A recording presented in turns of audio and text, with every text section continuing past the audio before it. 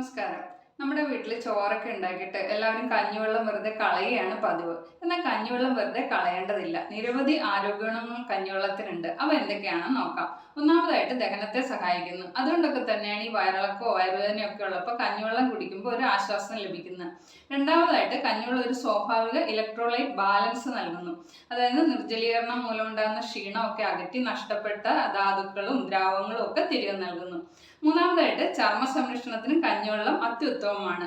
വൈറ്റമിനുകൾ, ധാതുക്കൾ, ആന്റി ഓക്സിഡന്റുകളൊക്കെ ധാരാളം ഉള്ളതിനാൽ ചർമ്മത്തിന്റെ തിളക്കവും ആരോഗ്യവും ഒക്കെ നിലനിർത്തുന്നു. അടുത്തായിട്ട് മുടിയുടെ ആരോഗ്യത്തിനാണ്. ഇതിൽ അടങ്ങിയിരിക്കുന്ന അമിനോ ആസിഡുകൾ കേടായ മുടിയുടെ ഫോളിക്കിളുകൾ നന്നാക്കാനും മുടി പൊട്ടുന്നത് കുറയ്ക്കാനും സഹായിക്കുന്നു.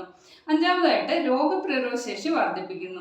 അതായത് ഇമ്മ്യൂണിറ്റി കൂട്ടുന്ന വൈറ്റമിൻ ബി, അതുപോലെ അയൺ, സിങ്ക്, മഗ്നീഷ്യം തുടങ്ങിയ അവശ്യ വൈറ്റമിനുകളും ധാതുക്കളും ഒക്കെ കഞ്ഞിവെള്ളത്തിൽ അടങ്ങിയിട്ടുണ്ട്. ആറാമതായിട്ട് ഈ ആർത്തവ സമയത്ത് ചൂട് കഞ്ഞിവെള്ളം കുടിക്കുന്നത് അപ്പോഴുണ്ടാകുന്ന അസ്വസ്ഥതകൾക്കൊക്കെ ആശ്വാസം നൽകും. അടുത്തതായിട്ട് ശരീരഭാരം നിയന്ത്രിക്കുന്നു. കഞ്ഞിവെള്ളം കുടിക്കുന്നത് കൂടുതൽ നേരം വയറ് നിറഞ്ഞിരിക്കുന്നതായിട്ട് തോന്നാൻ സഹായിക്കും. അതുകൊണ്ട് തന്നെ ഇടസമയങ്ങളിലുള്ള ഭക്ഷണം കഴിക്കാനുള്ള തോന്നലൊക്കെ കുറയും.